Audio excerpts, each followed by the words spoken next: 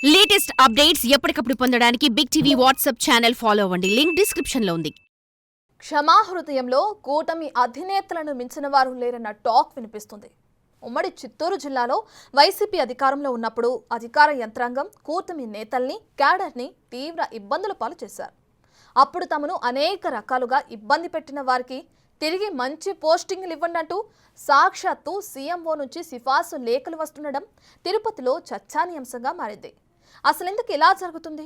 ఏకంగా చంద్రబాబును టార్గెట్గా పనిచేసిన అధికారులను కూడా టీడీపీ నేతలు క్షమిస్తున్నారా? అసలు ఆ సిఫార్సు లేఖలు ఇస్తుందెవరు?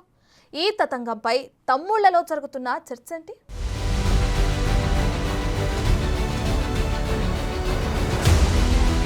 ఉమ్మడి చిత్తూరు జిల్లాలో కొంతమంది అధికారులు వైసీపీ ప్రభుత్వ హయాంలో తెగ రెచ్చిపోయారు.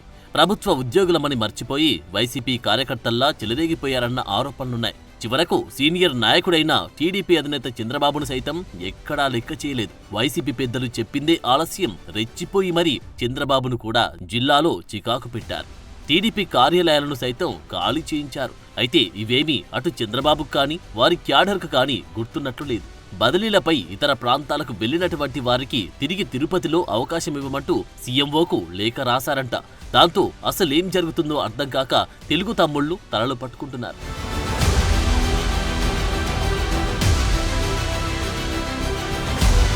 కుప్పం మున్సిపాలిటీ ఎన్నికలు జరిగినప్పుడు రాష్ట్ర స్థాయిలో అక్కడ జరిగిన గొడవలు తీవ్ర వివాదాస్పదమయ్యాయి. టీడీపీ వేసిన నామినేషన్లు చెల్లకుండా చేశారన్న ఆరోపణలు వెల్లువెత్తాయి. ఓటర్ల జాబితాలో లేని అనేక మంది ఓటర్లు వచ్చి బయట ప్రాంతాల నుంచి ఓట్లు వేశారు.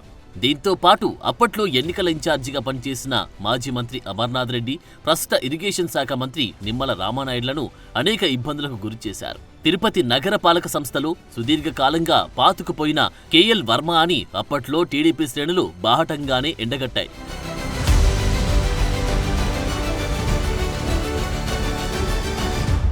వర్మని కేవలం కుప్పం ఎన్నికల కోసం తిరుపతి నుంచి బదిలీ చేయించుకున్న అక్కడి వైసీపీ నేతలు ఆయన చేత తమకు కావలసిన విధంగా పనులు చేయించుకున్నారు. కుప్పం మున్సిపాలిటీలో వైసీపీ గెలుపులో కీలక పాత్ర కేఎల్ వర్మది అన్న విషయం కుప్పంలో ఓపెన్ సీక్రెట్.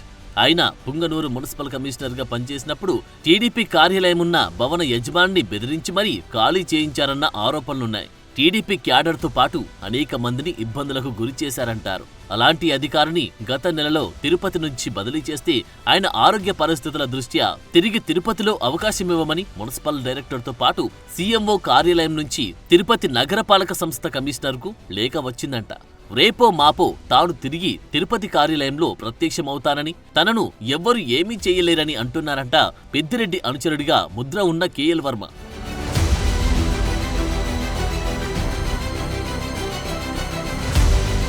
అదే కార్యాలయంలోని మేనేజర్ చిట్టిబాబు, డిఈ విజయ్ కుమార్ రెడ్డిలు కూడా బదిలీ అయ్యారు.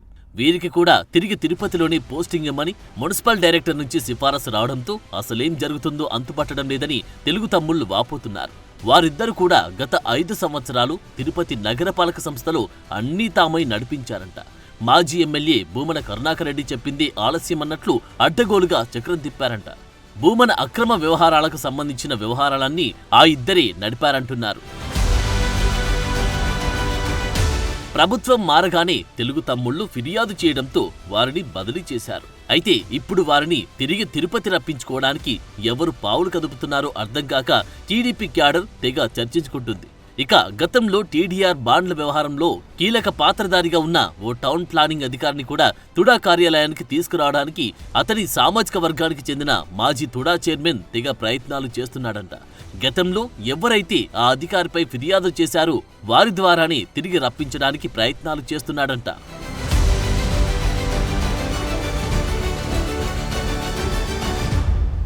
కుప్పం నగర పంచాయతీకి సంబంధించి మున్సిపల్ కమిషనర్గా చిట్టిబాబు, స్పెషల్ ఆఫీసర్గా కేఎల్ వర్మ పనిచేసిన సమయంలోనే ఎన్నికలు జరిగాయి. ఈ సందర్భంగా ఎన్నికల వ్యవహారాన్ని మొత్తం వీరిద్దరే నడిపించారు. గెలిచిన వారు ఓడిపోయినట్టుగాను, ఓడిన వారు గెలిచినట్టుగాను రికార్డులు మార్చారని వారి మీద ఆరోపణలున్నాయి. అయితే వారిద్దరిని కాపాడడానికి ప్రయత్నిస్తున్నది ఎవరు? సీఎంఓ వరకు వీరు వెళ్లడానికి సహకరించింది ఎవరన్న విషయం మీదనే ఇప్పుడు తిరుపతిలో చర్చ నడుస్తుంది. మరోవైపు కుప్పం తెలుగు తమ్ముళ్లైతే వీరిద్దరి పేరెత్తితే ఆగ్రహం వ్యక్తం చేస్తున్నారు. తమను అన్ని రకాలుగా ఇబ్బంది పెట్టిన ఈ వ్యక్తులకు ఎవరు సిఫారసు లెటర్లిస్తున్నారు అని తిట్టిపోస్తున్నారు. తమ ఆరోగ్యం సరిగా లేదని సాకు చూపి అమలాపురం, బాపట్ల నుంచి వారిద్దరూ తిరిగి తిరుపతిలో బాగా వేయడానికి చూస్తుండడం తిరుపతిలో హాట్ టాపిక్ గా మారింది. అడ్డగోలు అధికారులు, వైసీపీకి అనుకూలంగా పనిచేసిన అధికారులకు కీలక పోస్టింగ్లు ఇప్పించడానికి ఎవరు ప్రయత్నిస్తున్నారనే అంశంపై తిరుపతి కూటమిలో తీవ్ర స్థాయిలో చర్చ నడుస్తుంది. స్థానికంగా కొందరు నారాయణ సంస్థల ఉద్యోగులు లాబీయింగ్ చేస్తున్నారని, వారికి వైసీపీ నాయకులతో వ్యాపారాలు ఉన్నాయని, అందుకే ఈ వ్యవహారం నడిపిస్తున్నారు అని టీడీపీ నేతలు అనుమానం వ్యక్తం చేస్తున్నారు. ఏదేమైనా అలాంటి అధికారులు తిరిగి తిరుపతి వస్తే తీవ్ర పరిణామాలు ఎదుర్కోవాల్సి ఉంటుందని తమ్ముళ్లు హెచ్చరిస్తున్నారు. మరి చూడాలి ఈ వ్యవహారం ఏ మలుపు తిరుగుతుందో.